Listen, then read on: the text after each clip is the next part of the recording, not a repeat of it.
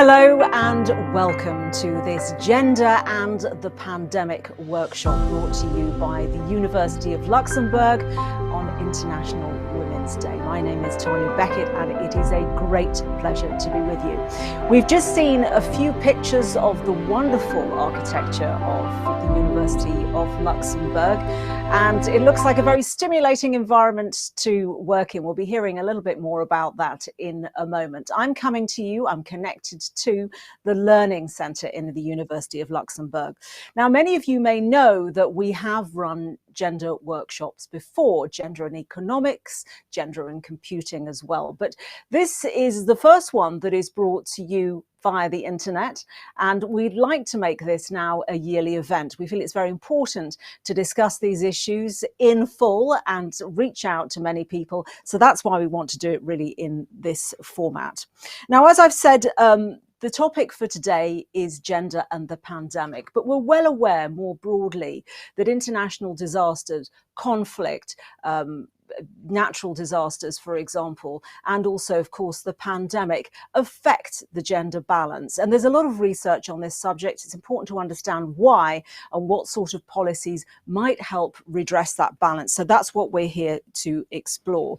And we have some very distinguished speakers who are going to help us do that.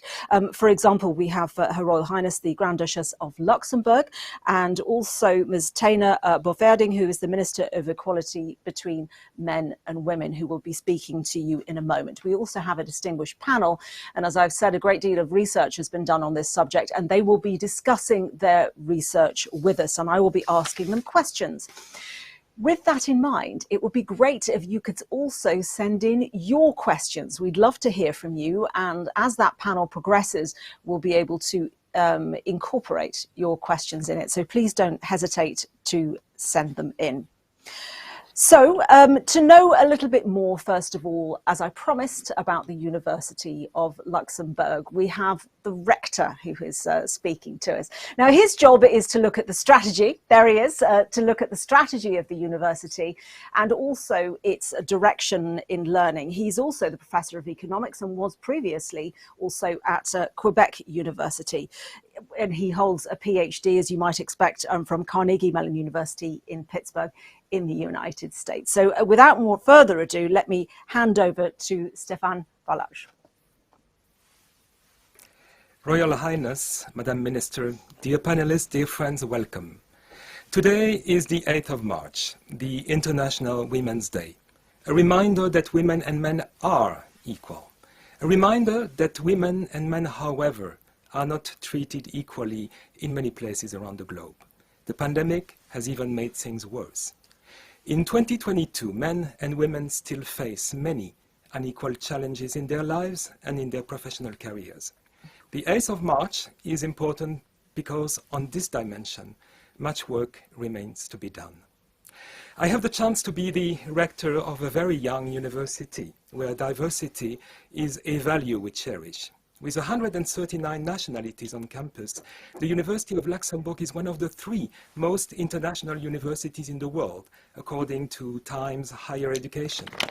In only 18 years of existence, the university has reached a group of the 25 best universities younger than 50, among a list of pretenders of 539. We are a young and thriving research university. Diversity of origins, diversity of point of views, diversity of life experiences, diversity of education are an important wealth for a university such as ours. It confronts research ideas to a variety of feedbacks that will push the research into highly innovative territories. There is no better stimulus for a researcher than to be challenged by different ideas. There is no better co-author alliance than for a researcher to seek the vision of a colleague with a different background. Diversity is a founding stone of research excellence. It is surprising that such young and diverse university has not yet achieved gender equality. After my arrival from Canada, I asked our gender equality officer, H.R.H, to perform a gender audit within our institution. The results are not something we should be proud of. In 2021, hardly 25% of our professors were women. On that very same year, 2021, we adopted our first gender equality policy. By doing so, we enter the new era of human relations. Equality of genders is not a luxury in the 21st century, yet our community had the courage to acknowledge the fact that we needed to change. We aim to create an academic community where gender equality is not only a matter of fairness, but also a major resource for scientific excellence. Your Highness, ladies and gentlemen, in 2015, my Prime Minister Justin Trudeau presented the first Canadian government with gender parity. When asked about why parity was important, he answered, "Because it's 2015. I will not tell you that parity is important because we are in 2022, but I find it very disturbing that parity is not yet self-evident in 2022. Let us choose parity and the immense richness it represents. Let us take the giant leap for humankind that previous generations did not achieve or dared to achieve." Thank you to the organizers of this prestigious event, Professors Gerdi Zanaj, Conchita D'Ambrosio, and Klaus Vögele. Which camera next? Ladies and gentlemen, life is short, and the moment to act is now. Thank you. Stefan, thank you very much indeed. Now to the Grand Duchess, Her Royal Highness. I'd like to just give you a little bit of background on her, first of all, if I may. She is obviously a very distinguished speaker on this matter and on gender violence. She's been a goodwill ambassador for UNESCO for just about a quarter of a century, I think, now, and she's made great efforts to expand education for women and young girls during that time. She is the president of Luxembourg Red Cross as well. And she's also the founder of Stand, Speak, Rise Up campaign and conference and foundation, which is committed to ending sexual violence. So I know that she's going to add a lot to our discussion today. So allow me to hand over to Her Royal Highness without first ado and ask her what message she would like to share today. Hello, thank you so much for having me and for organizing this roundtable, extremely important roundtable. I think that my first message would be this afternoon to tell you that it is fantastic to have one symbolic, important day to remind everyone of the importance of the rights of women. But it's not just a one shot or a one day. It is, as I always say, I'm working 365 days a year, and I know that many here and many women are doing the same to advance in women's rights. As a director, the university just said, it is sad to say that equality is still not an evidence in 2022. So I hope that this conference is going to help us to advance more quickly on this path. The pandemic has been very, very difficult for women. This has come out especially, and I suppose it is the reason, one of the main reasons of the conference that you have organized today, because we have all seen that the stress and the extra charges imposed on women during the pandemic have been, in some cases, have been dramatic. They've been psychologically, physically, very, very demanding, emotionally, but also from the point of view of domestic violence. We have seen a tremendous rise in the number of violences, domestic violences, and this is extremely worrying. So I would like to hope and say that I hope that today I can call on all women and all men, because we can do nothing without being together, to really, during this conference, bring out the difficulties we have had during the pandemic and see what lessons can be learned. Your Royal Highness, you've done a lot of work on the subject of violence in conflict, sexual violence in conflict, and we've even heard about it in the context of the Ukraine conflict. But the fact that we are hearing about it suggests to me that you've been very successful in raising awareness. To what extent do you think awareness now goes across countries and globally? Well, I think that it is, we've seen in the last years that the liberation of word, the fact of talking about problems that before were not at all talked about, problems that were taboo, the fact of raising awareness by talking of the problematics makes already an enormous difference. And I think that's enormous. We have to keep on in this, in this way of acting. It was important for me with Dr. Mukwege when I organized my forum on rape as an arm of war.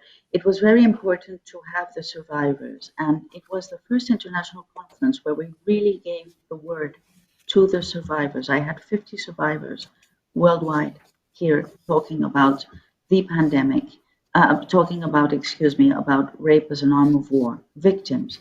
And I always found that it was difficult not to give la parole, the word, to the first concerned, who are the victims. Now, this is not usual in an international conference. I think I was the first one to do so. And it was important for the survivors. So I think that we have to instill confidence and give the word to those who are the first concerned, the victims, to be able to create a beginning of awareness and action in their favor. Do you think, Your Royal Highness, that we could be close to reaching some sort of international agreement on this issue? I hope we will. There have been many advances the United Nations have advanced a lot. I remember that during the forum, we raised the very difficult topic of children born of rape. And it was thanks to the survivors who brought my attention to this topic that was not talked about on an international level.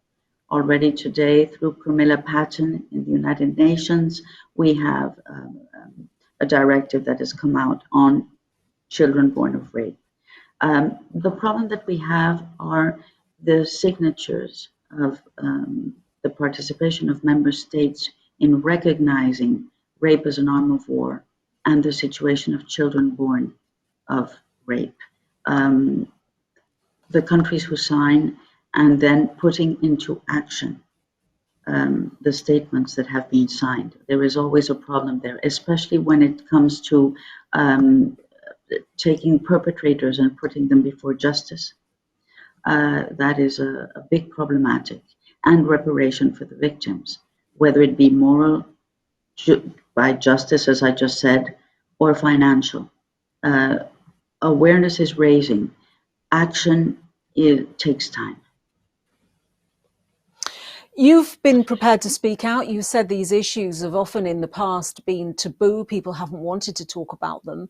But the fact that you are prepared to speak out, no doubt, has brought other people forward. Can you give examples of where you have seen that?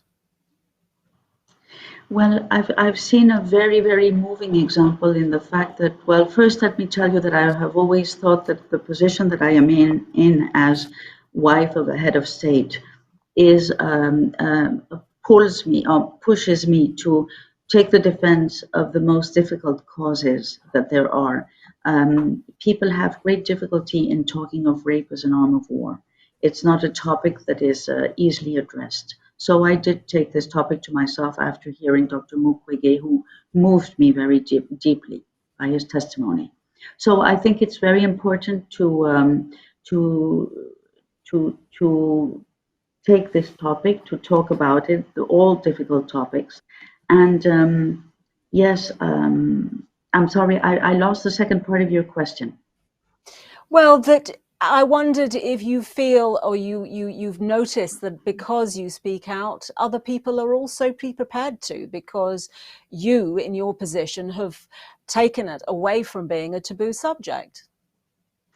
Well, I saw during my forum, there was something very beautiful that happened, is that many of the 50 survivors who came over and who testified publicly of what they had, the horror they had been through, many of them went back to their countries and founded associations of women having lived the same horrors that they have. And they are today, I'm very proud of them, they're today at the head of many associations around the world. So this is maybe one example that I can give you of how, when you recognize the suffering of others, that you give them the possibility to talk and to express what has happened, because they have to feel that they are in a secure place to talk. They told me the fact that I recognized what they have been through in my public position gave them the beginning of a confidence to turn a page and start walking toward reparation and healing. And the fact that they went back to their countries heading and founding associations for other women is, for me, the most beautiful example. Your Royal Highness, thank you very much indeed for your contribution and for helping us to lay the foundation for our discussion today. Thank you very much indeed. Well, let's now turn to the Minister for Home Affairs and also the Minister for Equality between Men and Women, Ms. Tena Boferding. Over to you. Dear all, 2022 marks the third year of the COVID-19 pandemic. A pandemic that is still challenging us the upcoming months and possibly the upcoming years.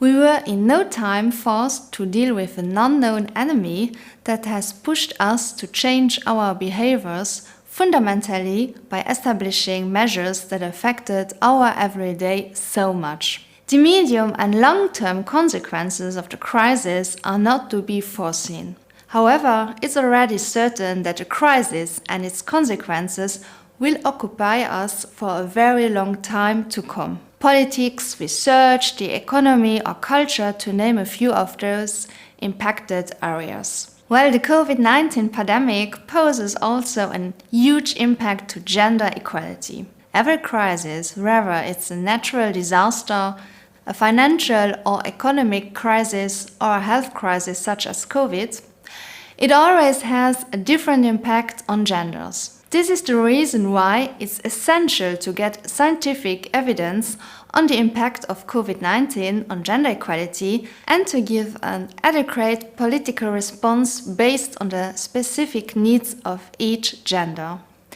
Therefore, I immediately set up a research institute to follow the pandemic on the dimension of gender and to analyze the consequences on equality between women and men. This study will provide a scientific evaluation on how the adapted governmental measures taken in March 2020 have had an impact on women and men when it comes to employment, financial and economic security, time use, social interaction, but also health aspects related to the infection itself. Dear all, yes, such a pandemic is difficult to live with, but also offers the opportunity to learn lessons to conceive of future policies. Now, more than ever, it's high time to eliminate the remaining inequalities and to make equality between women and men a reality on a daily basis.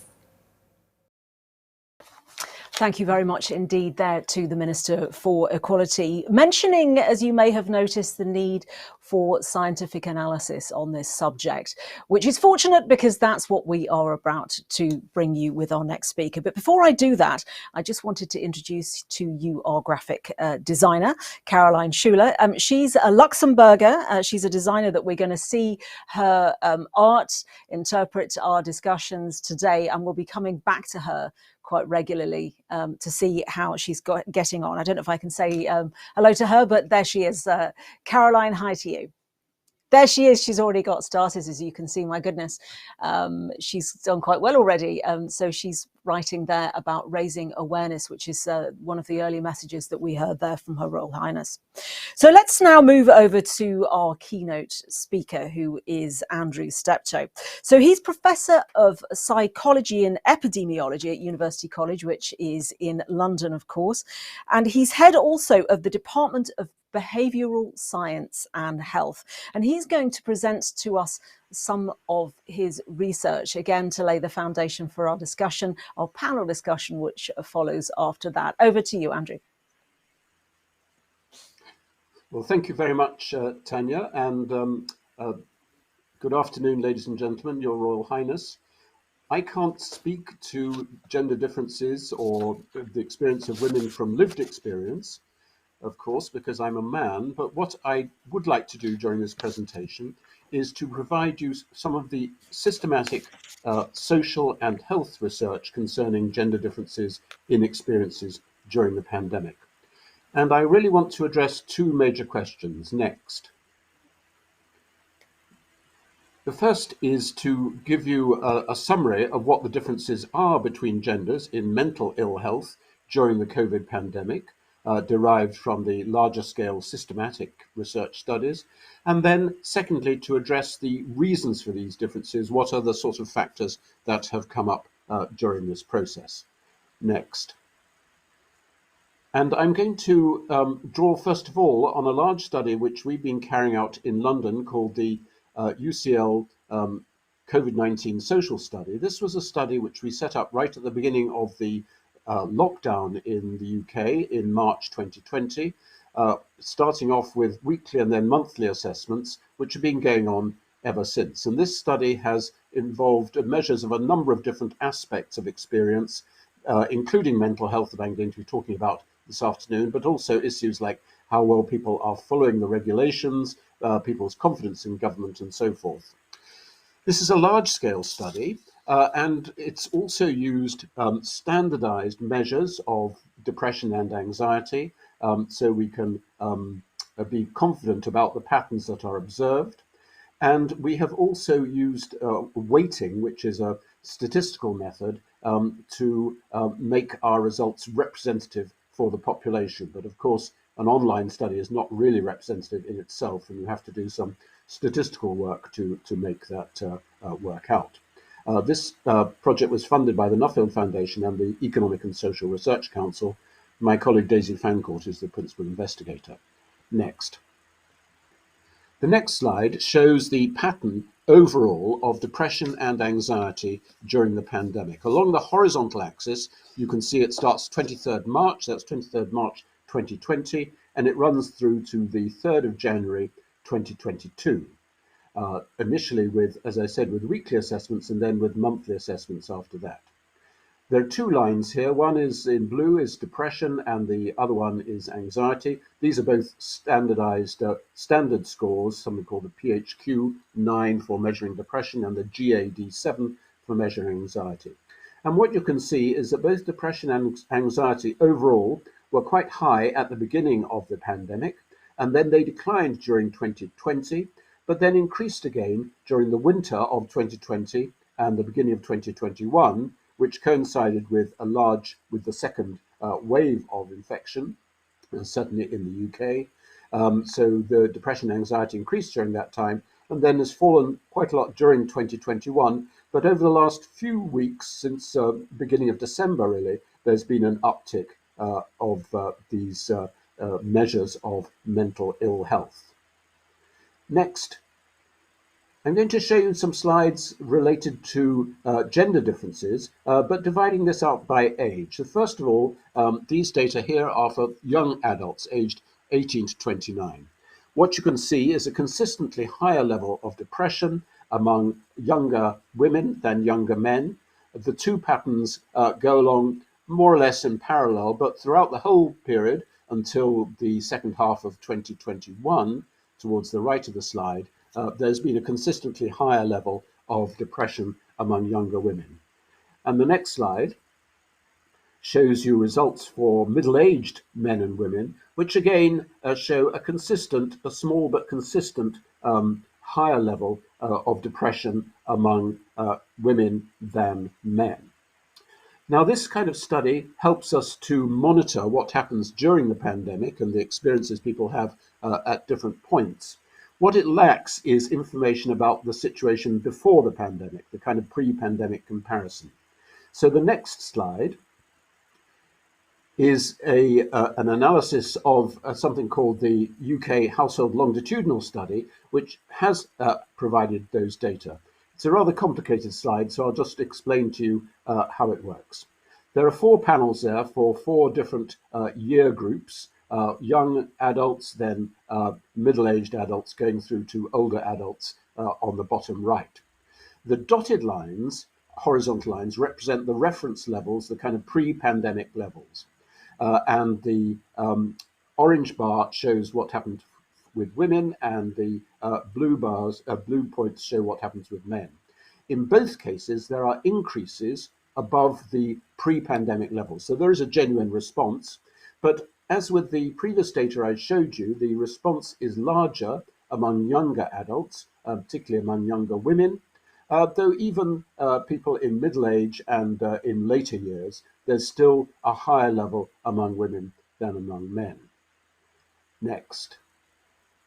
This slide here is shows data from another longitudinal study which we run from UCL called the English Longitudinal Study of Aging, which is a representative sample of people aged 50 and older. And the reason I wanted to show you this is to illustrate 2 other points apart from the depression and anxiety which I've described earlier. One is the levels of quality of life, which becomes more impaired during the pandemic, and the other, in panel C, are the levels of loneliness. So the orange dots represent women and the green or blue dots represent men. On the left-hand side, you can see that depression is higher and increases more among women, but also women show a bigger impairment in quality of life and also a bigger increase in loneliness. You can see even before COVID, women tended to be rather more lonely than men, but the increase was much larger and a fairly small increase among these older men. Now, these are all data which represent the whole population. So we're not talking here about psychiatric illness. We're talking about levels of depression, quality of life, loneliness in the general population. But there have also been analyses of clinical outcomes such as major depressive disorder and anxiety disorders. Next. This has been estimated in a large international study called the COVID-19 Mental Disorders Collaborators, which has really gone right across the globe and has some very interesting differences in different parts of the world. But I've picked out just a couple of things here, which are to do not with the overall level of these conditions, but the increase that took place during the pandemic. So at the top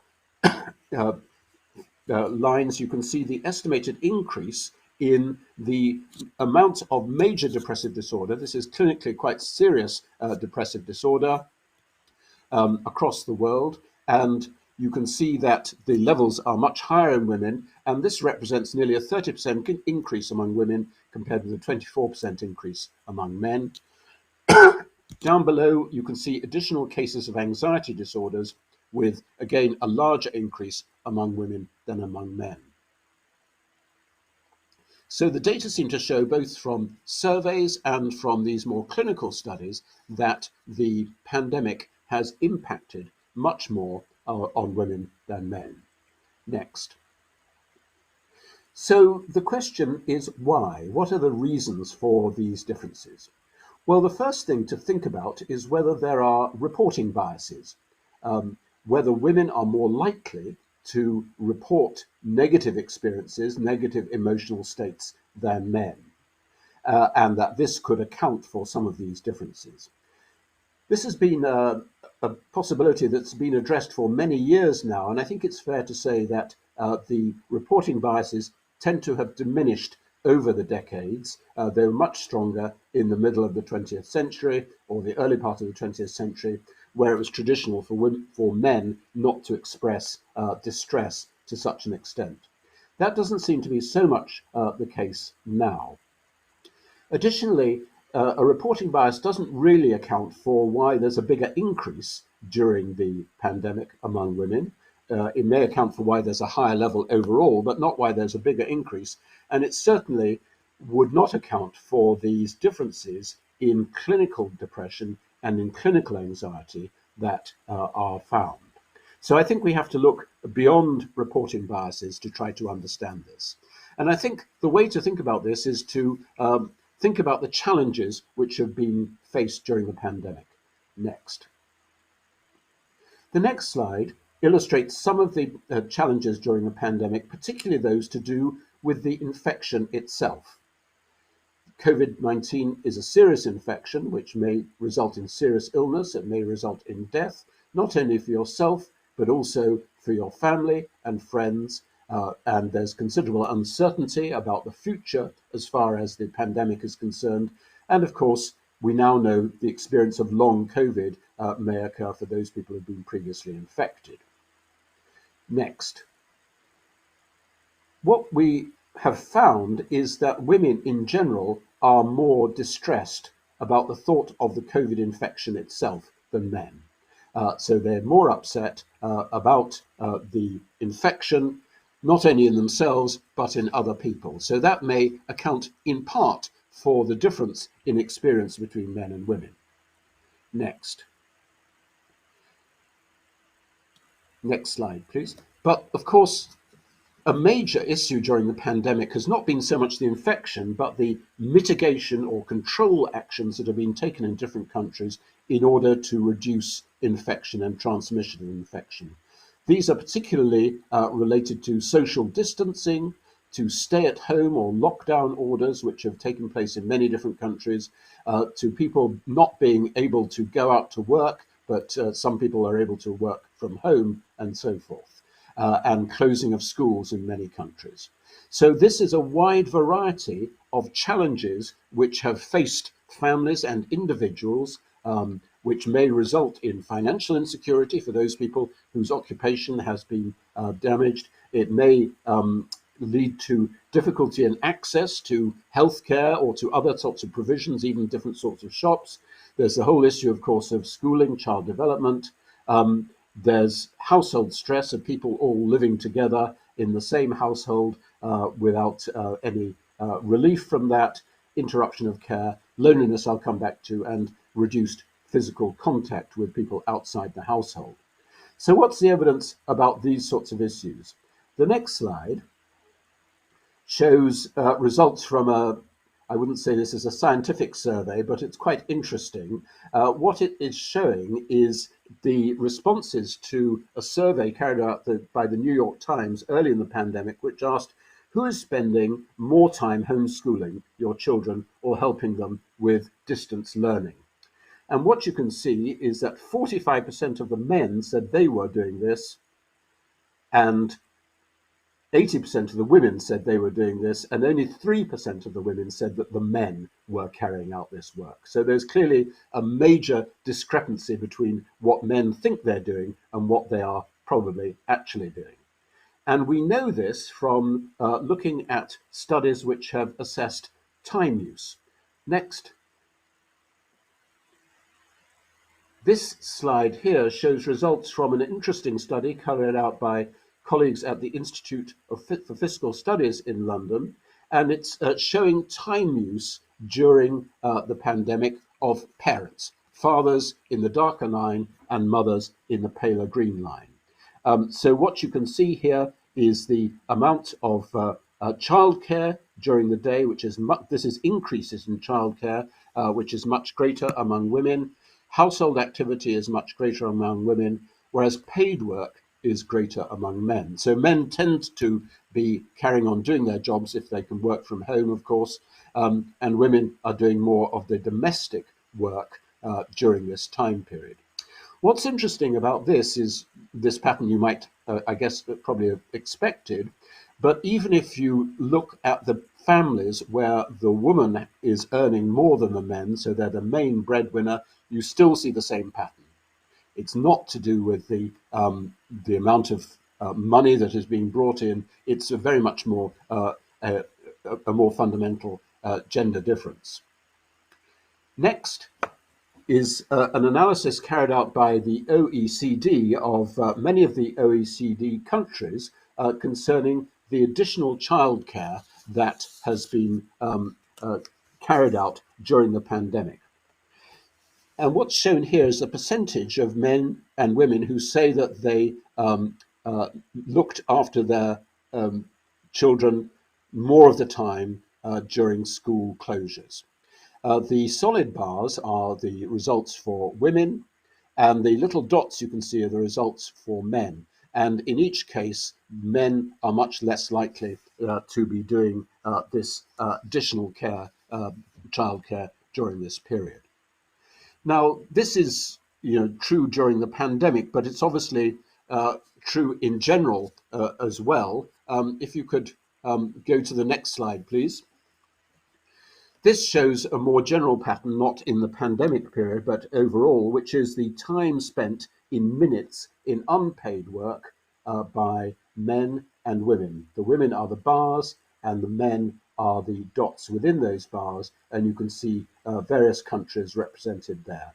So overall, on average of OECD countries, women are doing around 250 minutes per day in unpaid work, including housework, shopping, that should say, rather than shipping, care for household members, childcare, adult care, and so forth.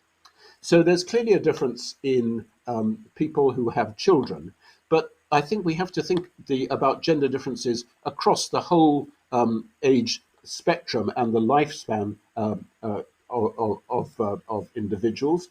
And there's been a very interesting study carried out recently, published recently from Norway. The next slide, please, which is a study of experience of boys and girls during the pandemic, aged 13 to 18. So what this is doing, it's a rather complicated way of presenting this, but I'll point out the key issues, is showing the differences between the pandemic period and pre-pandemic period on various features of these adolescents, young people's lives, with differences between boys and girls. And the most striking differences is that the girls in these studies are reporting greater deterioration in peer relationships and greater deterioration in relationships with their parents than are boys. Essentially, boys, things haven't changed very much in that respect. Boys are more likely to have been get drunk, alcohol intoxication, they're more likely to smoke. And at the bottom, you can see the amount of screen time which is reported, with girls showing much bigger increases in screen time than boys, probably because of use of social media rather than things like games. At older ages, childcare becomes a less significant issue, but what is significant is loneliness. Next. This slide here shows data about loneliness from right at the beginning of the pandemic in March 2020 through till January 2022. And you can see that consistently women are reporting higher levels of loneliness. This is probably related to two things. One is the greater use of sort of social support and social relationships to handle stressful situations, which we know from other research is more common among females than males. So women are more likely to talk to friends, to share their concerns with friends than are men. But another aspect which my daughter, who's a clinical psychologist, pointed out to me is that women are more tactile in general and do have a greater amount of physical contact with their friends than do men. And the social isolation and the social distancing orders during the whole period of the pandemic have been had a particular impact, I think, on that kind of physical contact. So the next slide just summarizes what I've been trying to outline from this more systematic evidence, that we have evidence that women experience greater fear of the virus itself in themselves and in others, They have been spending increased time in childcare and housework. They may be reporting greater loneliness. I haven't spoken this afternoon, but there's also been greater concern among women than men about employment and economic consequences. This is in part to do with the sorts of jobs which women do and which men do in many sectors of society, and the greater fragility of women's employment. Women also have an increased burden of informal care, not only childcare, but also care for elderly relatives and other people in the household. A lot of the care for people who are frail or may have cognitive impairment and dementia is held by informal care, and there's an increased burden. It tends to be more common among women than among men. And then there are, of course, particular challenges in access to certain sorts of services. One is maternity services, another is issues of mental health services and support services. So I think there are several reasons why women may be experiencing greater distress and increased levels of mental ill health than men during the pandemic. And I've been outlining here the evidence for those things. So the issue now, I suppose, is what we can do about that and how we can resolve those issues. Thank you very much. Andrew, thank you very much. And we'll be coming back to that question a little bit later on. I first want to, though, check in with Caroline, see how she's getting on with some of the graphic designs and the drawings. Here we are. So we've got a nice picture of Andrew there on the right-hand side, which I think is pretty accurate, isn't it? Younger generations as well. And sort of a line there showing how women are showing this increased anxiety and depression, which is exactly what Andrew was talking about. Homeschooling, and the fact at the bottom there, you can see that women taking the lion's share of the burden there, groceries and housework and so on. So the amount of time I think that Andrew was talking about was 240 minutes a day being committed to all of that. And on the left, of course, we've got some issues that we spoke about earlier on, and how the pandemic is affecting some of these underlying dynamics, which is exactly what we're going to come to very shortly. Want to also say to you that we have a phone number that you can send questions to, which I believe is going to pop up on your screens very shortly. You can WhatsApp to that, and then we can incorporate those questions, and we'd be very grateful to do so in our panel discussion. Now, speaking of panels, I'd like to introduce you now to our panelists. And the way this is going to work is I'm not going to introduce them in depth because they're going to introduce themselves. I've managed to hand over the work for that. But they are Graziella Bertocci, and then Klaus Vögeler, Mayada, and I'm not very good at pronouncing her surname, but it's El Zogby, and Andrew Steptoe is also joining us for this panel. So I'm going to start off with Mayada, and she will tell us a little bit about her work and introduce herself, and the other panelists will follow, apart from Andrew, who's already done so. Over to you, Mayada. It's a with you today. So my name is Mayada El-Zogby. Actually, Tanya, you got the name right. I am the managing director of a think tank in Washington called the Center for Financial Inclusion. We work on financial access issues around the globe, mostly in developing countries. And a lot of the work that data that I'll share with you today will be from my experience working on inclusive finance globally. These are just some pictures from my experience. When we started working on inclusive finance decades ago, it was really around self-help groups and ROSCAs, they were called, rotating and savings groups. And there was a picture in the middle there that around, how these groups came together and saved together and used to lend to each other.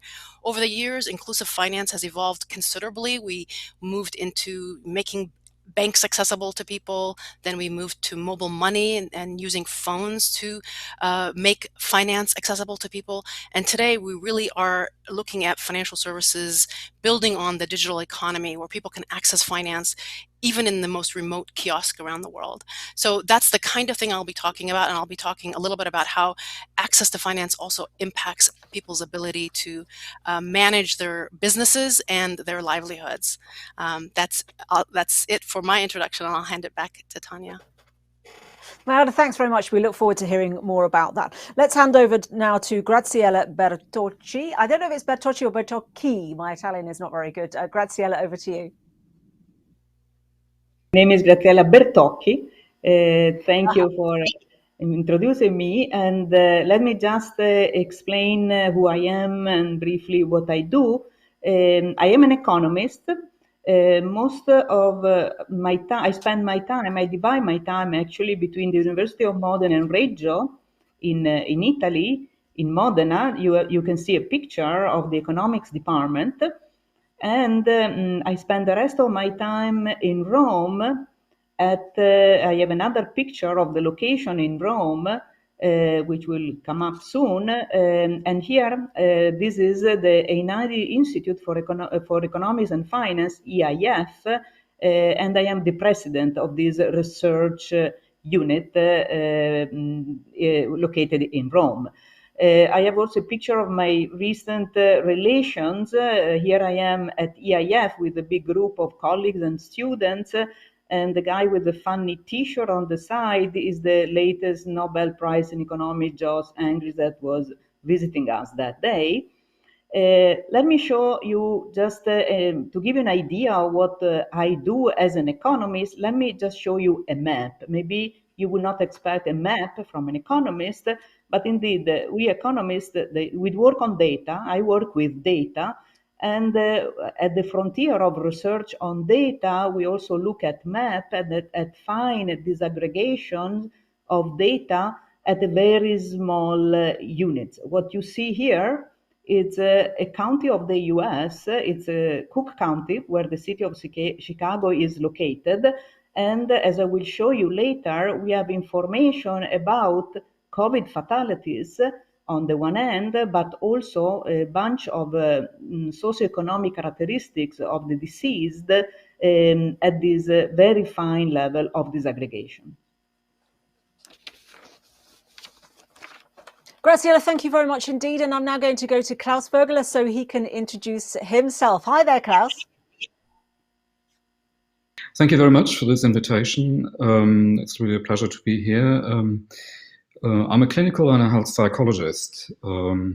If we could see the first slide, I don't know, are you running it from your? Yeah, this is where it all started, and I can hear Andrew juggle probably because this is where we met.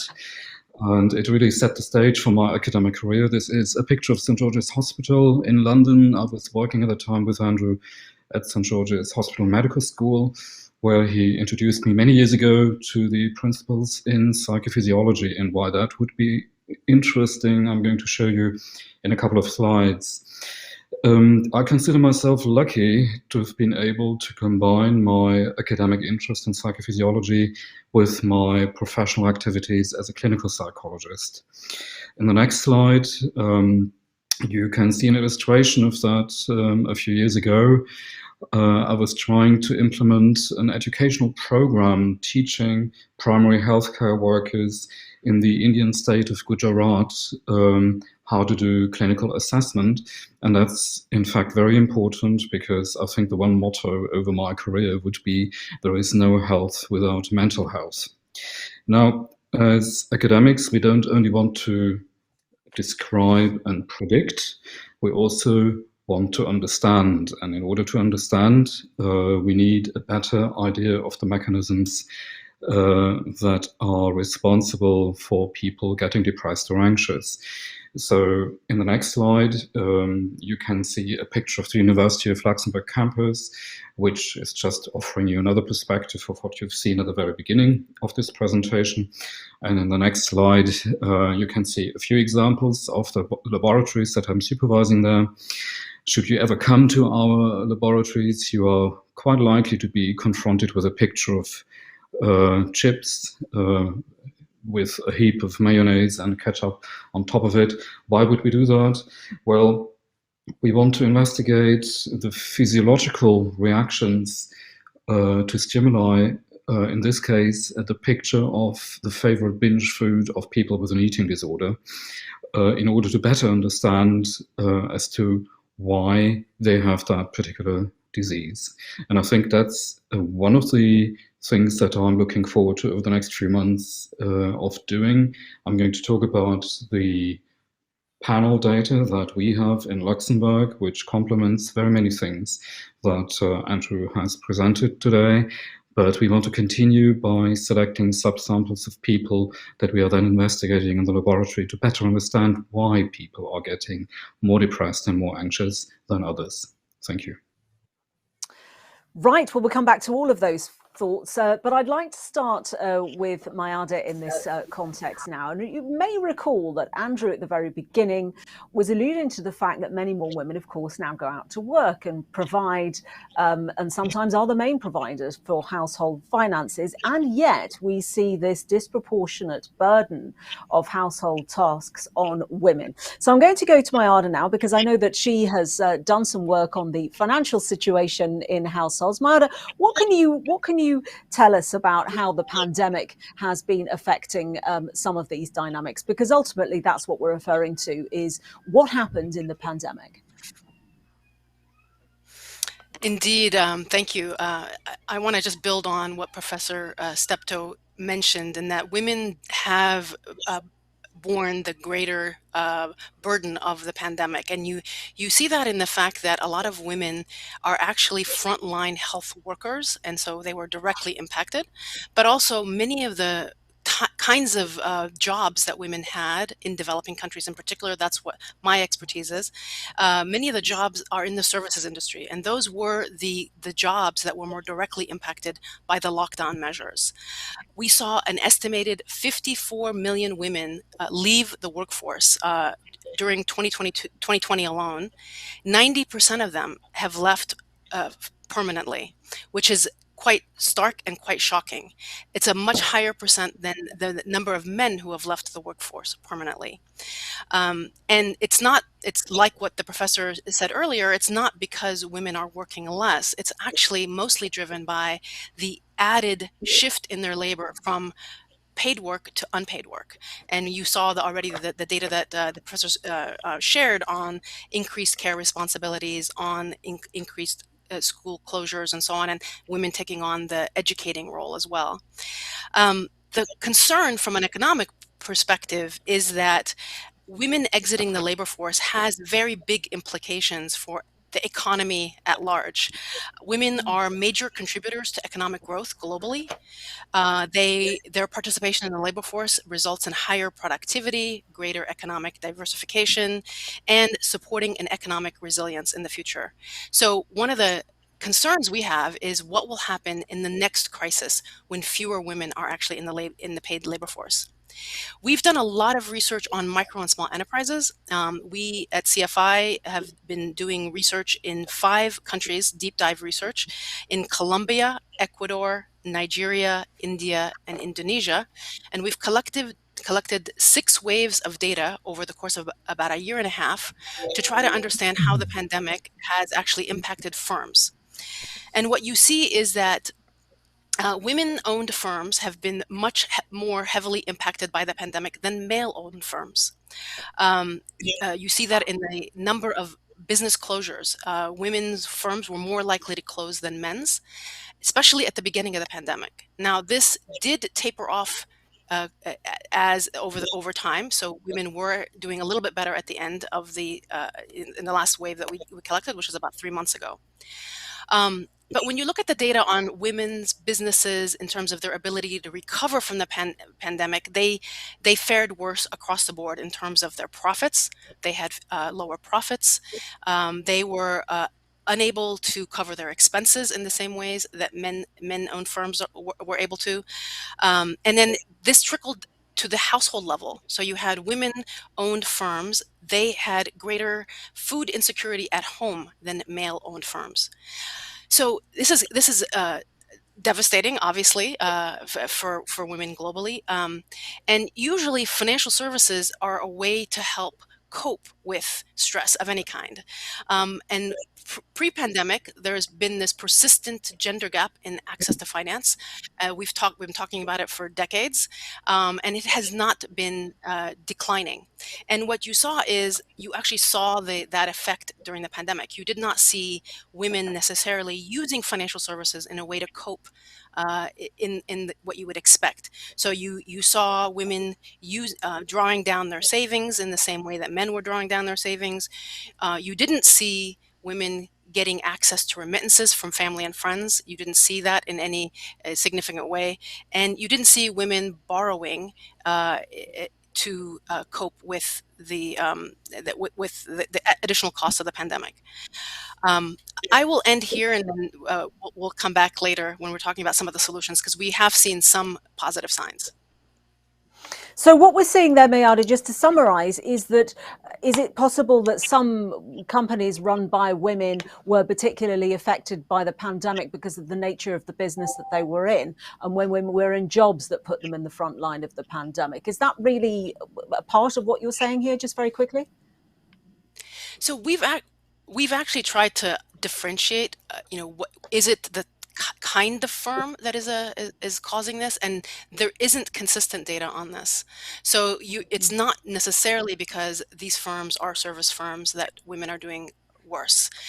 So it's a just a general, regardless of the kind of firm, women-owned firms are Either doing way, worse. it's concerning from a perspective of financial inclusion, and that really is the point. Graciela, if we can come to you now, what Mayada was saying there was that in some cases women were, I'm going to put it as at the front line of the pandemic. They were health workers and so on. Now, Graciela, this also affected people of color, did it not, during the pandemic? Women of color in particular. Indeed. Yes, indeed. As I mentioned earlier, we in our study based on this very disaggregated data on Cook County, Illinois in the US, we look at COVID death. This is the outcome we have information about. As we know, even from the popular press, racial and ethnic minorities are overrepresented among COVID fatalities. We also know, on the other hand, that women tend to be underrepresented among the dead from COVID. But what we do is to look at the intersection between race and gender. And what we find is that there is indeed what we call a black female bias. In other words, while black men are affected as much as white men, black women are more affected than white women. And why is that? It's not because of biological reason, perhaps, but it is because of their socioeconomic. Backward, we have this extraordinary source of information collected by the Cook County Medical Examiner that not only includes information of who died from COVID, and we look in particular at the first wave of the epidemics in the county, but we have from the same data set information about age, gender, of course, also comorbidities, and we even have the address of the disease. So that's why we can use a map to gather more information. So this basic information that we gather from the medical examiner is coupled by additional information specifically on socioeconomic status that we join to the basic data set in order to look at channel, at causation. So what are the findings in a nutshell? The first, in terms of timing, and the most harshly hit by the pandemic are Black women. And why is that? It's because of their lower status at the socioeconomic level. It is not because of biological reasons. For example, because we have the information on age and comorbidities that allows us to rule that out. If we go more deeply into the channels that explain why being in a lower socioeconomic status is so important in determining the Black female bias, we can in fact single out a few more important than other factors. These Black women that are most and earliest affected tend to be employed as frontline workers. So they were there at the very beginning, and they were not even protected by the lockdown measures. They stayed at their job. The second factor, which turns out to be important, is their commuting pattern. So those women, those Black women that are more affected, tend to commute more than other groups using public transport. We have different measures of public transport use, and they point to this result. And finally, to stress how important is history and how deeply rooted are the effects that are emerging once more with at the level of COVID fatalities, these women tend to come geographically from those areas of Chicago and the county that were back in the 1930s redlined. What is redlining? It was a way to grade neighborhoods that assigned basically a lower grade to poorer neighborhood. The inheritance of this past poverty is still there today. So this is the result, and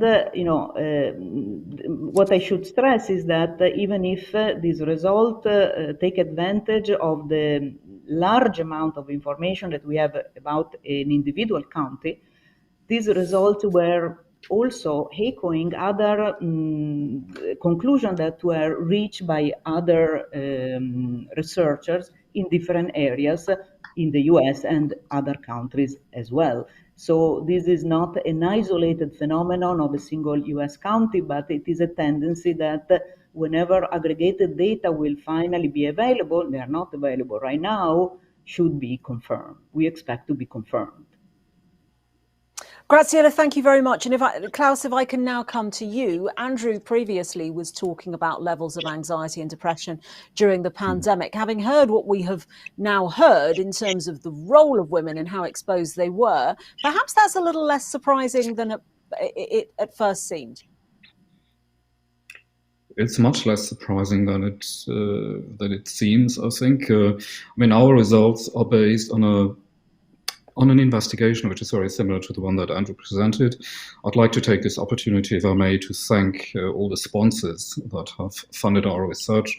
And among them are the University of Luxembourg, the Luxembourg National Research Fund, the French National Research Fund, the André Loche Foundation, Art to Cure, Cargolux, and Chinven Foundation and COVID-19 Foundation under the aegis of the Fondation de Luxembourg.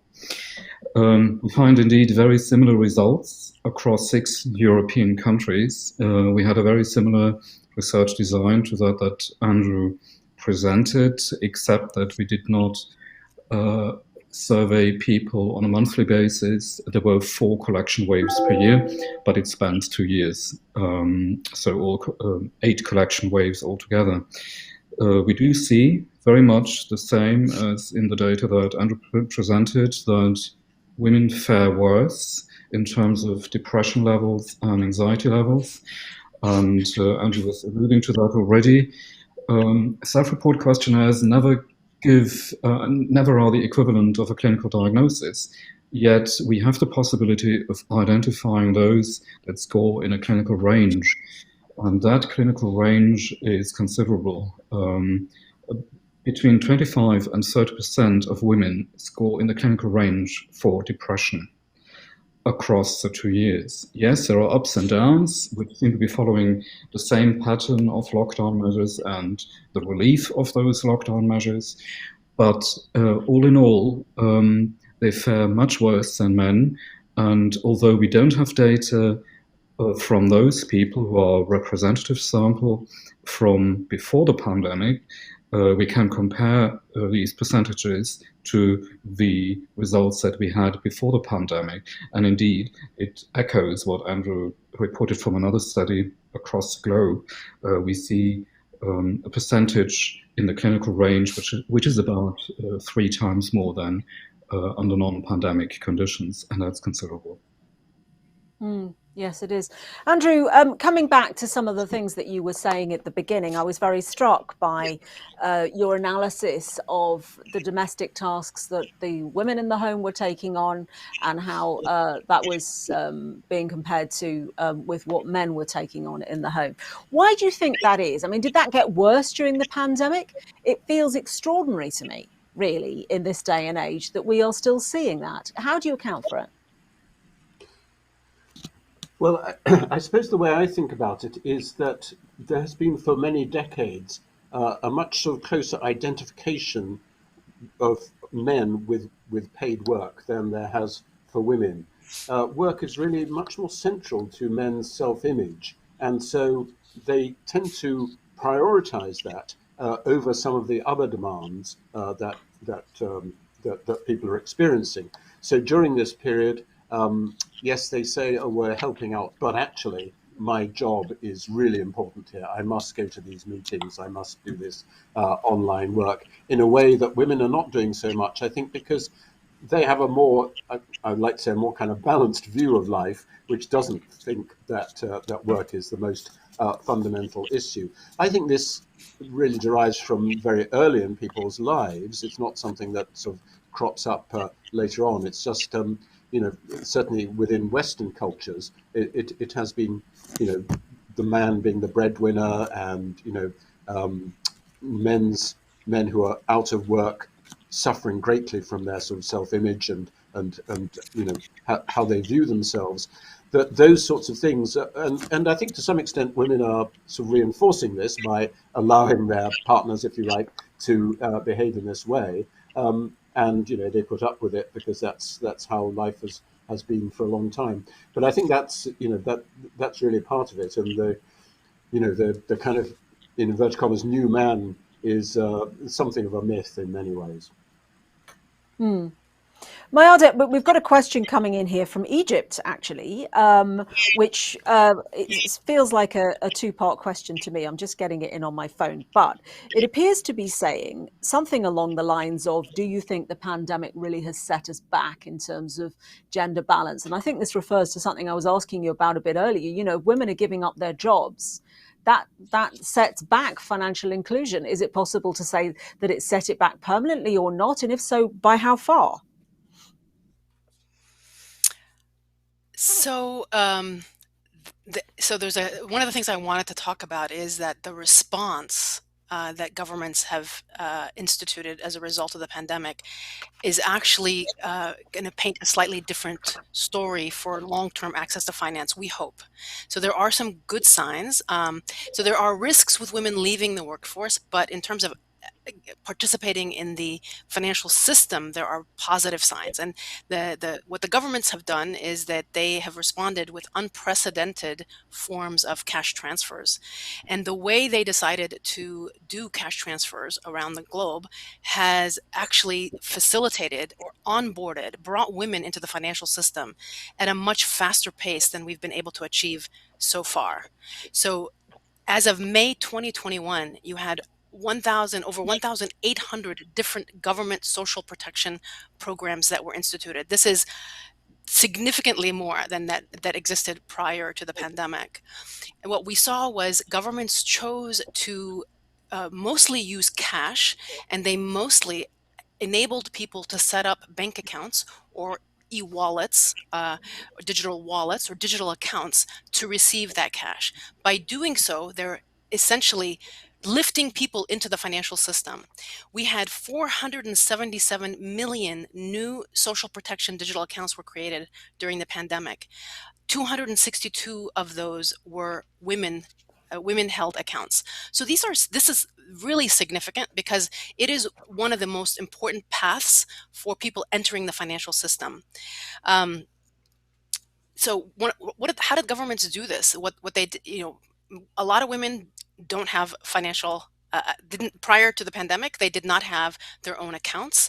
And so what governments did is they looked at what prevents women from participating. A lot of the times it's related to, do they have a national ID system that can be accepted by the financial institutions as a way to onboard or know your customer to enter the financial system. So they loosened the rules related to what would be an acceptable ID. They also, again, targeted women accounts, women's owned accounts to be the recipients of the cash transfers. In the past, a lot of governments just had the male as the head of household who was the main recipient of the account.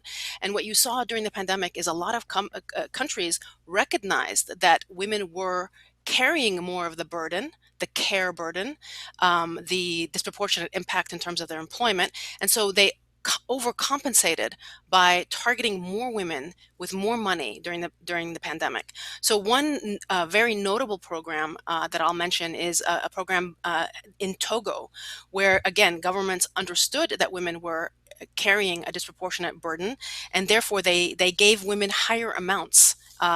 First of all, they figured out a way to identify the women, and they targeted them. So they gave women slightly higher amounts in terms of the cash transfers. India was another country that prior to the pandemic had a pretty advanced effort to try to bring women into the financial system by creating individual accounts for women across the board. But women were still lagging in terms of opening those accounts, and were still lagging because they didn't have use for those accounts. But under the pandemic, the government again targeted cash transfers to women through these accounts, and you had 200 million women receive cash transfers in India. So these are pretty remarkable numbers. And so in the long run, I do think that there is potential for women to benefit from some of the targeted efforts that countries have done. The key here will be making sure that these accounts remain affordable.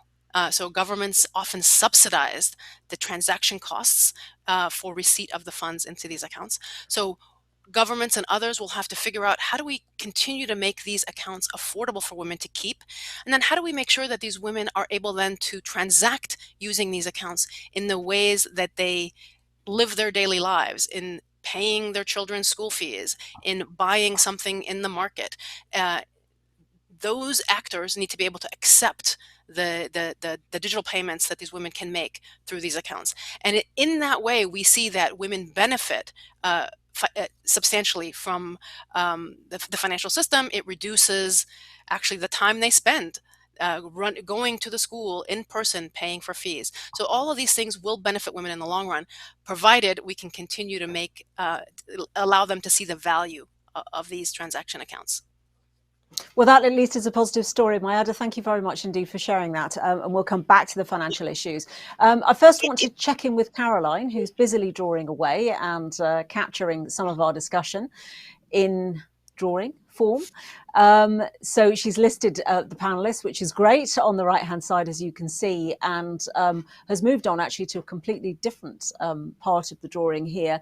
More women-owned businesses that closed down during the pandemic. That certainly is one of the messages that we've been hearing.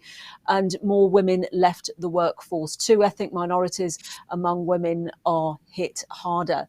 Let's talk about ethnic minorities or women of colour now, and come back to Graziella and ask her what Mayada was saying suggested to me that there are solutions out there, that we need targeted policies. Graziella, did you come across anything that might help in that regard? I'm not just talking about governments in this context, I'm talking about companies too.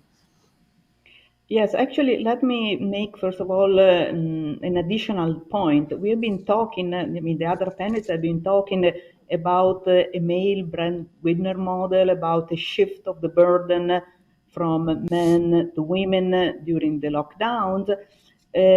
When we think about ethnic minorities, the context that I've been studied, and women of color, we should be careful, because a large fraction of American families are headed by single female, especially if among blacks. So what does this imply? There cannot be a shift. I mean, the mother was alone before and during and after the pandemic. So some effects related, for example, to the loss of jobs are actually less felt among Black American women, because they cannot afford it, and they were alone even before the pandemic. So this should be kept in mind. Given that the causes of this, what we call the Black female bias, the causes that I outlined, quick and simple solutions are obviously not available, right? One of my points was that these differences, this discrimination is coming from very far away, even and probably earlier than the 1930s, and some housing policies that were introduced back then. things have changed. I mean, in the United States and in other countries, we have seen decades of reform, for example, of housing policies and education policy, which has been effective, I believe. I mean, things have improved, have not got worse. And this is true also for ethnic minorities and for female ethnic minorities. If I can add something, a part of the policy interventions that were introduced and have addressed to some extent the issues of ethnic minorities have been guidelines regarding prioritization of vaccination campaigns.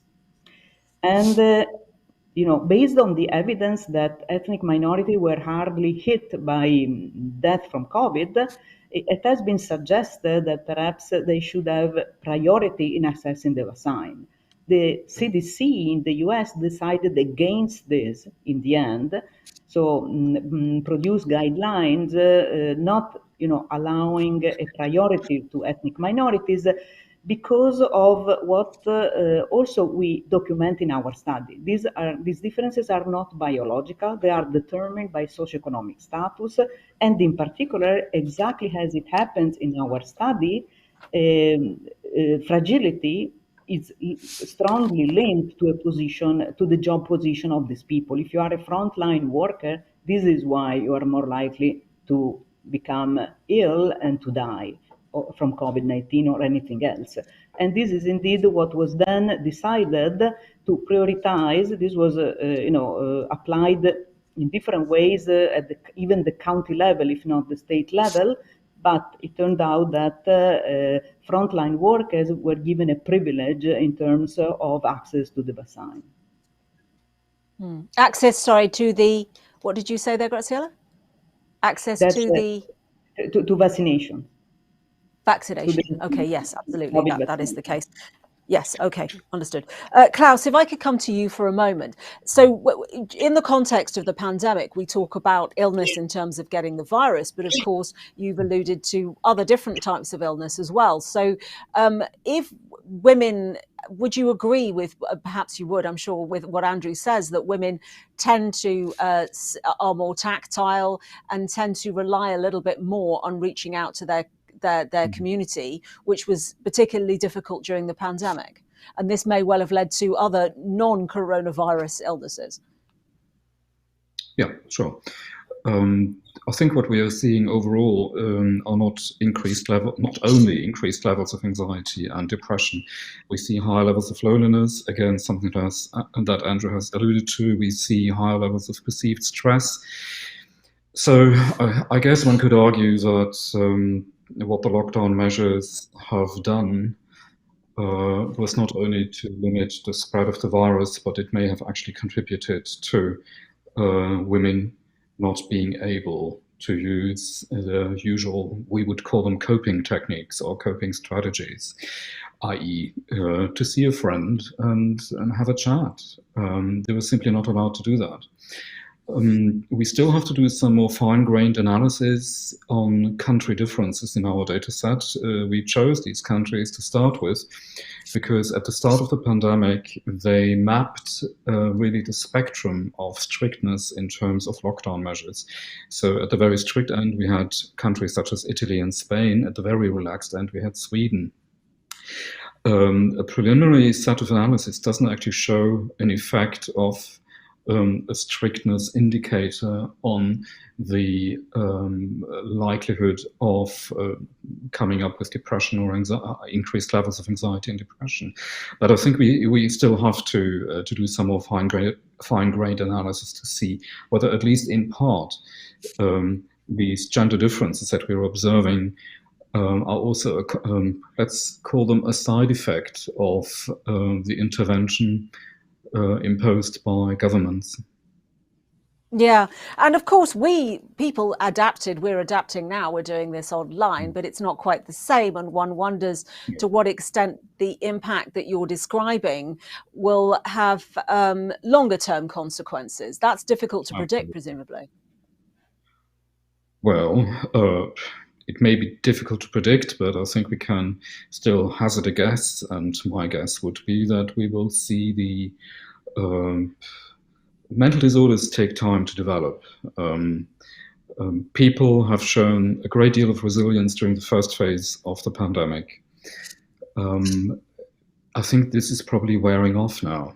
I think people are exhausted, and I think the level of exhaustion is probably higher amongst women than it is amongst men for a number of reasons that have all been mentioned already, mostly because the women in our societies were stranded, having to do a double job, taking care of the children, the household, and a full-time job. So I would hazard a guess, and I'm talking to the Luxembourgish government, and I hope that politicians will listen, that we are taking precautions in offering services for those that are going to need them in the future. And I'm talking about probably the next few years. And we see them, if I can add that, we see, and again, that reflects the results that Andrew presented, we see a higher level of depression and anxiety in younger people and the older people for probably very different reasons. I would argue that for younger people, social contact is of such importance because it's a specific developmental period during which they rely on social contact. All of a sudden, they cannot talk to their friends, they cannot touch them, they cannot play a football game, and so forth. For the elderly, I think it's probably more, we have to look in a more differentiated way into the living circumstances. I think probably the higher anxiety and depression levels that we see in our elderly participants is at least partially due to a part of them living in care homes. Now, of course, care homes were very hard hit by the lockdown measures.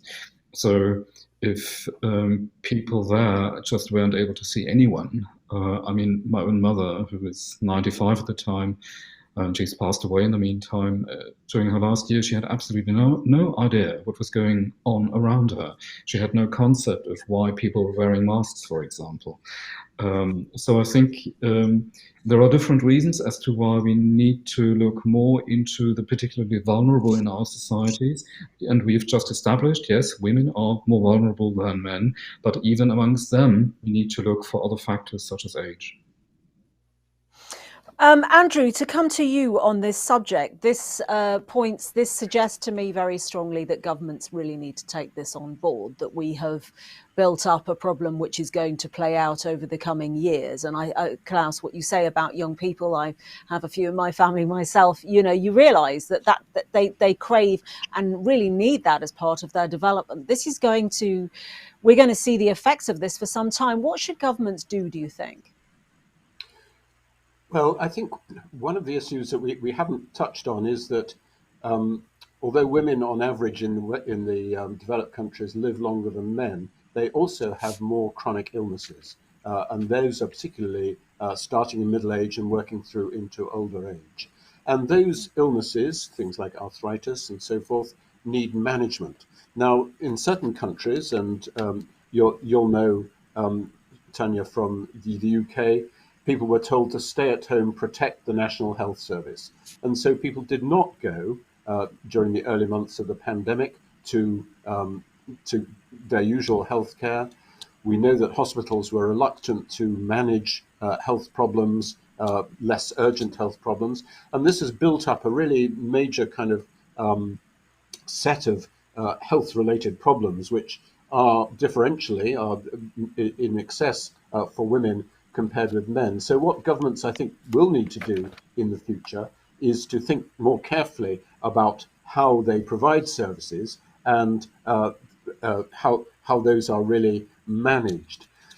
Another aspect of that is to do with mental health services, which were very seriously impacted until people within the mental health services started using online systems more effectively.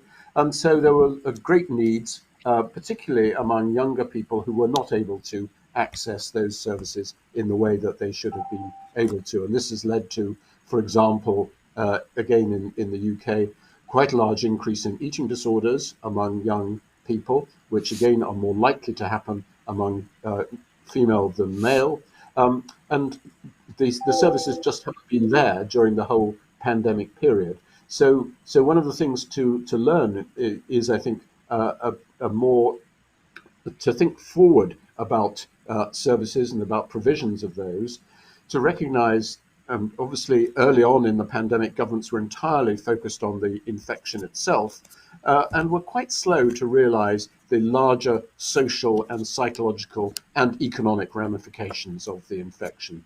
And so I do hope that those are lessons which will be learned for the future. But Andrew, we've heard that more women left the workforce, and we've heard some of the reasons for doing that. My concern is that if women are disproportionately affected from a psychological, emotional point of view here, then that's going to hold back their ability to participate in the workforce. Can we draw a line between these mental health problems and people's ability to engage in the workplace? Well, I think when we start thinking about work and people's ability to do work, we have to remember that a lot of the there's a distribution, if you like, of the intensity of mental distress and mental ill health. So at one end, there are people who are quite seriously mentally ill, who require quite serious attention, who require different sorts of treatments, and we need to make sure that that is available to allow people to come back into the workforce. But a lot of the problems are to do with the sort of increases in distress within the general population, which won't necessarily impede people's work in the same way. But what I do think is that workplaces need to be more sensitive to these issues, to think about how work is organized. And we know that there's been a lot of debate about the extent to which people can do hybrid work and working from home some of the time, and not from home, working in the office or outside at other times. The way in which employers allow people to distribute their work over the 7 days of the week, over the different times of day, that kind of flexibility would be likely to advantage women, to allow them to come into paid employment more effectively. Okay. We're going to go to Caroline now and see some of the drawings and how she's capturing this discussion. If we can take a look at that. Excellent. Yes. So recognize specific challenges here. Help women own their bank accounts. This is something that Mayada was talking about earlier on, and in the context of India, I believe. Adapt to challenges as well. And more women left the workforce. We've talked a little bit about that. And age, health, and social standing. Mayada, I'd like to come back to you. You mentioned earlier that this question, as Caroline has captured in the drawing there, about access to finance and so on. Now, one of the other things that you said, I believe this is what you said, is that during the pandemic, they were reluctant to borrow money, which suggests to me that there is an inherent conservatism in the way that women manage their finances. Am I right in saying that, and that played out in the pandemic? So I think what made the pandemic unique is it's less about whether women were conservative or not conservative. I think it has to do with the fact that it was a systemic crisis that affected everybody. So typically, who do women borrow from? They borrow from the nearby, the family and the friends, and everybody was impacted. So I think there was less availability to borrow. I think what we've noticed is women were less likely to borrow from formal financial institutions. So there's a role here that we have the potential, there's something that we can do to improve access to finance for, formal access to finance for women. But I would love to go back to some of the discussions that were just happening. And I just want to differentiate developed versus developing countries, because there is a difference. So I think a lot of the stress that developing countries faced was less to do with the virus and more to do with the loss of income and loss of jobs. And I think a lot of developing countries felt that the most immediate thing that they had to do was to ensure that people could find a way to sustain their lives. And that's why the priority was on just making sure that lockdown measures did not last a long time, that most people in developing countries, you have to remember, are in the informal economy. They don't have formal work. they rely on their ability to sell at the market or drive people using an Uber or a motorcycle or whatever. And so for developing countries, mental health, in a sense, was tied to people's ability to participate in the economy. And this is where I think there's been a big awakening. Because of the fact that a lot of low-income people in a lot of developing countries, the digital economy was not robust enough in some countries for people to quickly transition like we did in the West. I was able to work from home. I did not I did not struggle to do that. Whereas in many developing countries, that transition was very difficult when you're dealing with informal work as the main kind of work. And so there is this massive understanding now that we have to help people uh, onboard into the digital economy. How can they actually transition their informal jobs to platform jobs, so where they can sell and participate in the digital economy? And I think here you see massive awareness raising among all the major organizations. In we call them big techs, the financial institutions that are cross-border global, like a Visa or a MasterCard or a PayPal, as well as local institutions, like fintech institutions, smaller organizations that are able to actually support people to participate in the digital economy by being able to sell and receive cash or receive revenue or sales from participating online. So I think that is where governments are shifting their attention, which is how do we quickly help informal workers participate in the digital economy. Mayada, thank you very much. Yes, Graziella, to come to you, what's being said here by Mayada about these developing countries and access to the digital economy, this would also be a problem for people who are lower down in terms of the economic scale or have lower socioeconomic status, as you put it.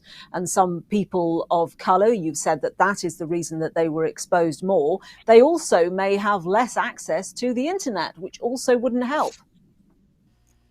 Indeed, this is true, and it's more generally linked to a lower level of education that I briefly mentioned before. So there is a very strong association for all countries and through decades between the level of income of a household and the level of education of the members of the household.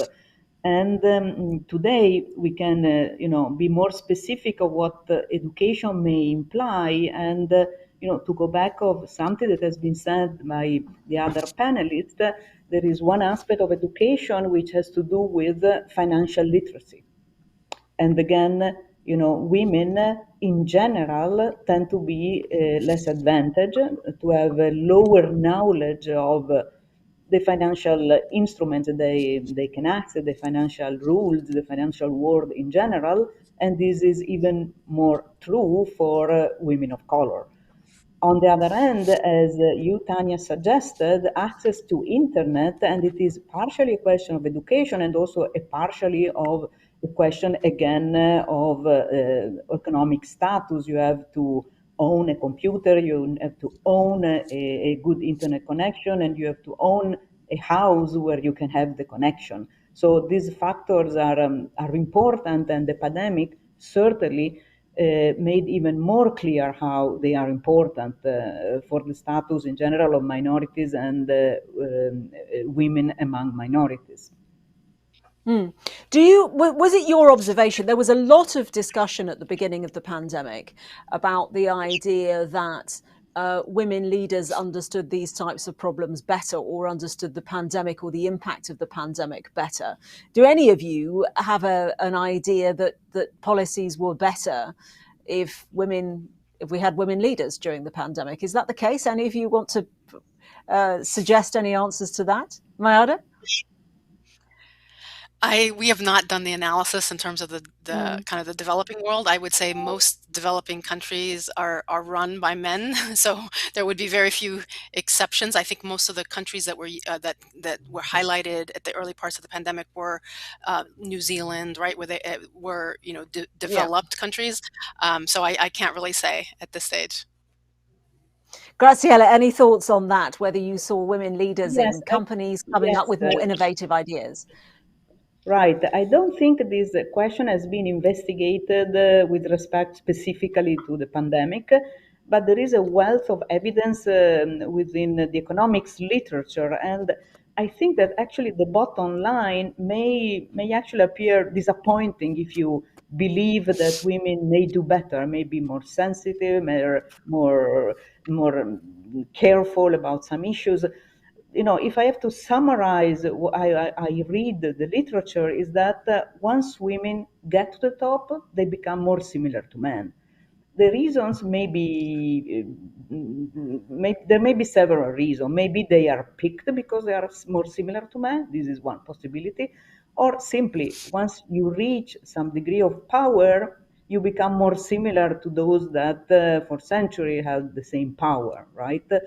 But I don't dislike actually to this conclusion because once again, it's not so different from one of the conclusion we were able to draw from our study specifically on the pandemic. These differences are not biological. Women are not biological. Their brain is not biologically different from the male brain. So it's their position in the society that makes them different. And as long as the position becomes more similar, some differences should not be there any longer. Yeah, I think that's a very interesting point. So, Andrew, if I can come back to you. Women are not different from men, but their position in society creates this problem. If that is the case, and I think Graziella is probably in good company when she says this, so what do governments do about this now? Is this the role of governments now to intervene, or companies, or is it something that simply will play out over time? How do we deal with this? Well, that's a very big question, and I think it really runs right through society. I mean, yes, governments may have a role, but their capacity to act is somewhat limited to sort of major drivers of the economy or to welfare systems.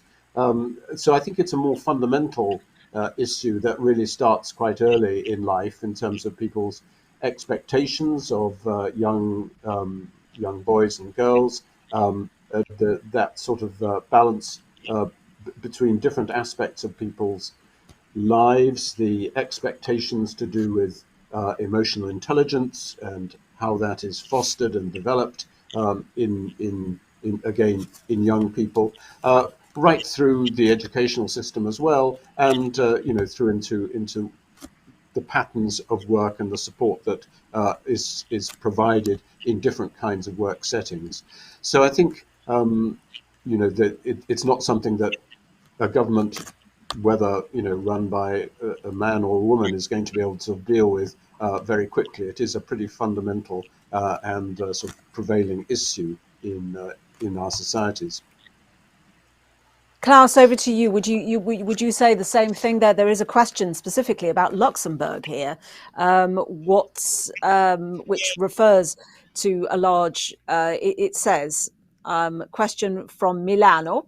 For Klaus specifically, it says, and that is Luxembourg is a small country with many immigrants. Do we see any difference in mental health here compared to other countries? That's a big question, isn't it, Klaus? Yeah. I can't answer the question in relation to the pandemic, but I was part of a larger study which was actually published before the pandemic, and it does show that the risk of having depression or anxiety or any other mental health condition is larger in certain geographic areas in Luxembourg, which are mostly characterized by an immigrant population. Now, to talk about an immigrant population is somewhat misleading because I think one would need to be more specific as to what one is talking about. Is this first, second, or third generation? And Luxembourg has had large waves of immigration, in particular from other European countries such as Portugal, Italy, France, and also Germany over the last 50 years. What we do see today is an association between economic status and immigrant status in Luxembourg in relation to immigration. So yes, in the southwest, where there is a larger proportion of immigrants from Portugal, for example, we see a much higher density of depression than, for example, in the very affluent center or even the north. And that might be because people have less of a broad network to draw upon, do you think? Or is it difficult to work out why?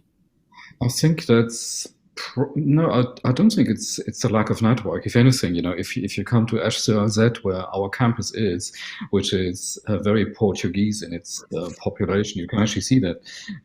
Life is on the streets. They have very large families and networks and all the rest of it. No, I think it's probably about the fact that other sources of stress for people who are immigrants into another culture.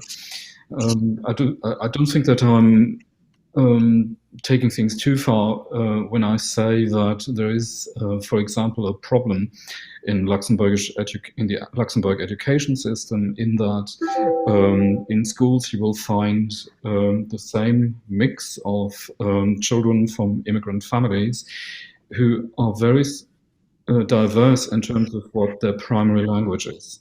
Now, language is certainly an issue for Luxembourg anyway, and we pride ourselves of being multilingual. However, there are three main languages for Luxembourg, and if you happen to grow up in a family where French, German, or Luxembourgish is not one of the first languages, you are disadvantaged at school. It's a very long answer to a short question. I think the sources of the reasons for the increased risk for mental disorders in immigrant populations are probably the same across very many countries in terms of their heterogeneity. So it's acculturation, I think. It's not really getting the feeling that I belong here. It's being torn between different cultures. I come home if I'm a teenager and a language other than the language in which I should speak is being spoken, and there may be different attitudes and norms and all the rest of it. I think that just adds to stress. Yeah, sure. Okay. We've had a question also about cisgender. Now, let me just get the question absolutely right that is being asked here, because I wasn't quite sure what it was. I'm losing it now. What about the impacts in the context of Luxembourg on non-cisgender persons? Have you done any work on that, Klaus? No, we have not. Or Andrew, any thoughts on that? No, I don't. I don't know of any systematic work on that, I'm afraid. I know that there are a couple of projects in progress because they've been started in 2020, but I haven't seen results from those. But specifically looking at the experience of LGBTQ people during the pandemic, but I'm afraid I don't know what the findings are so far.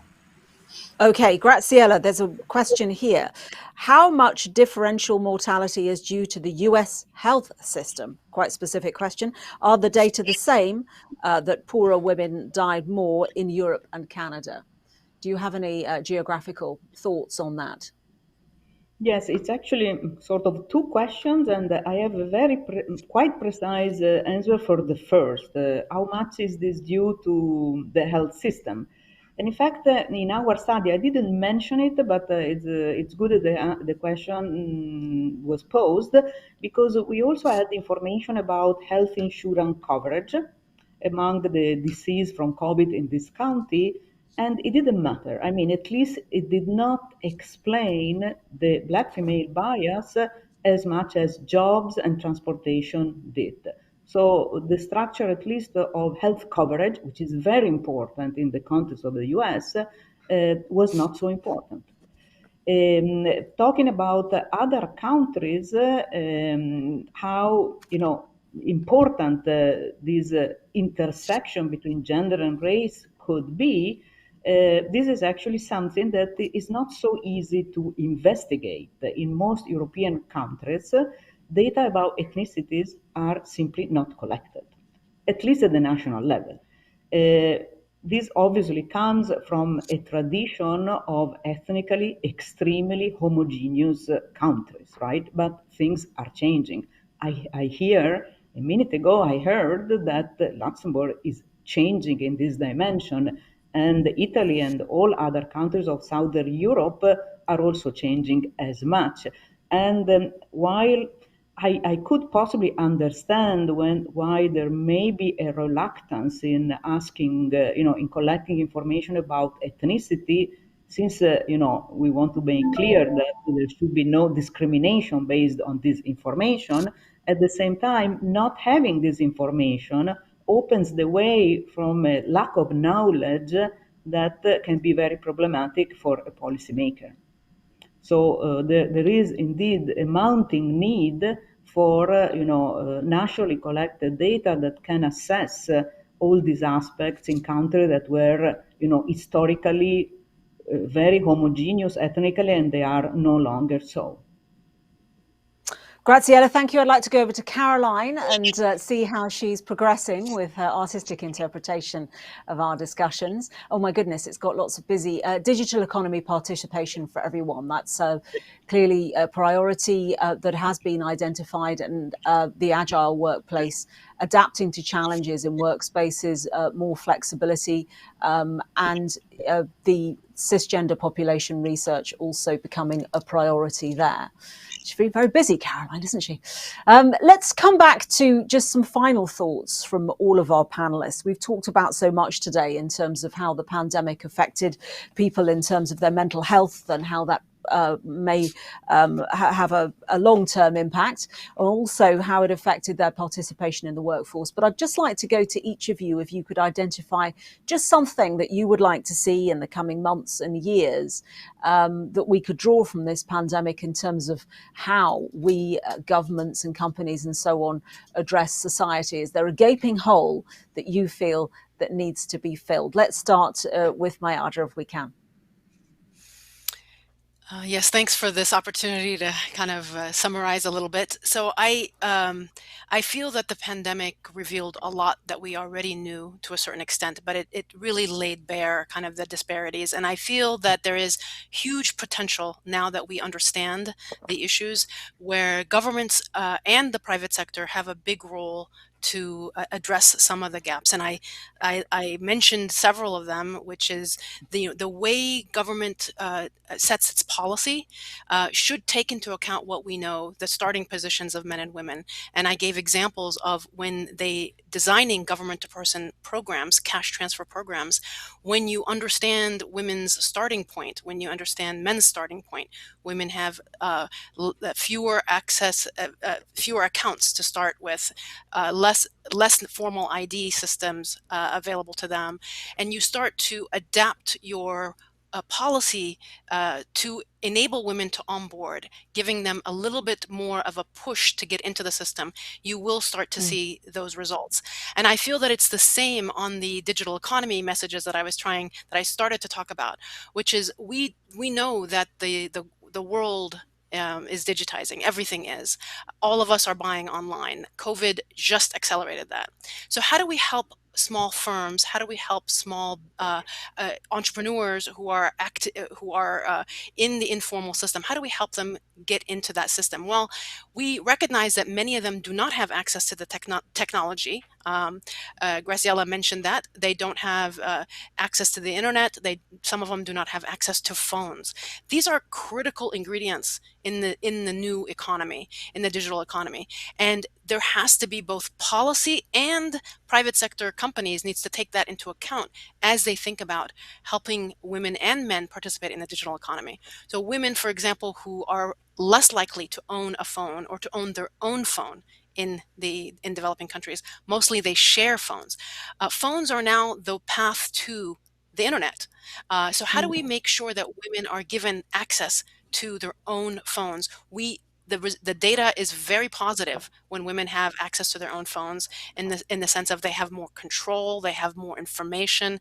But we know that women they're overcoming decades of neglect in that they don't have the confidence, they don't have the capabilities, and therefore there will have to be more effort made to help women gain that access, gain that capability. And I feel that COVID has actually opened up a new set of actors who are helping women achieve that. I mean, I've talked a little bit about fintechs.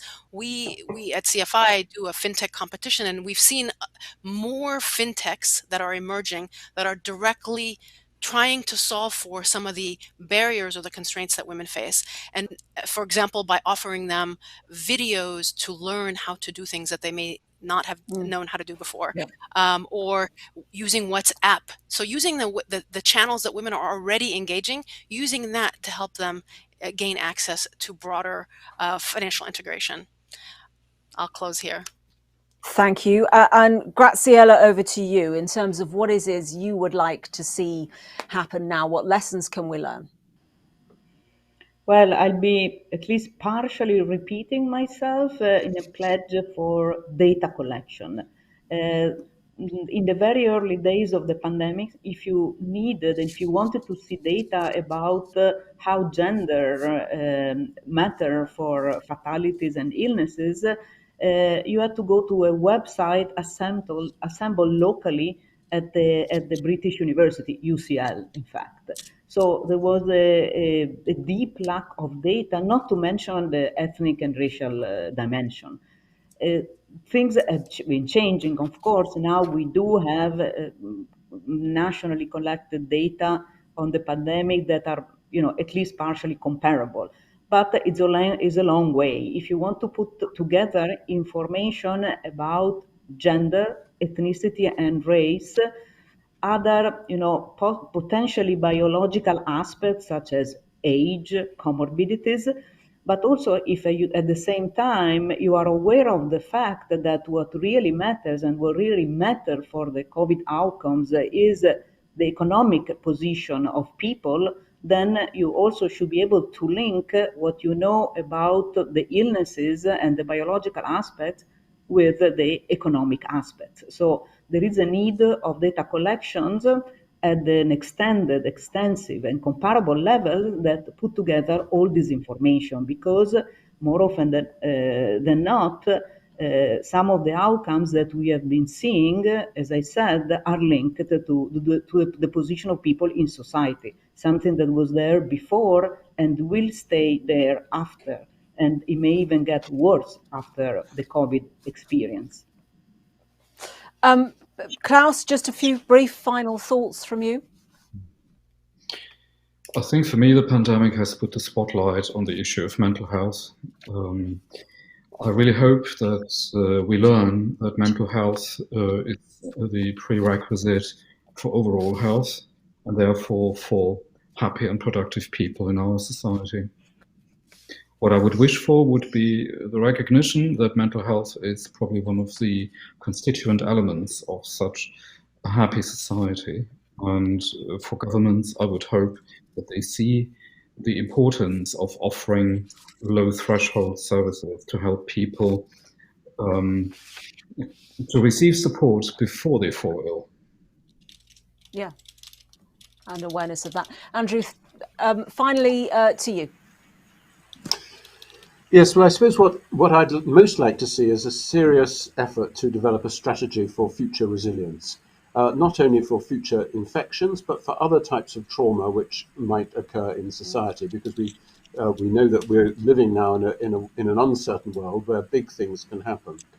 And one of the fundamental aspects of that kind of strategy would be to build back fairer than we have before. Fairer in terms of socioeconomic position, fairer in terms of gender, fairer in terms of ethnicity.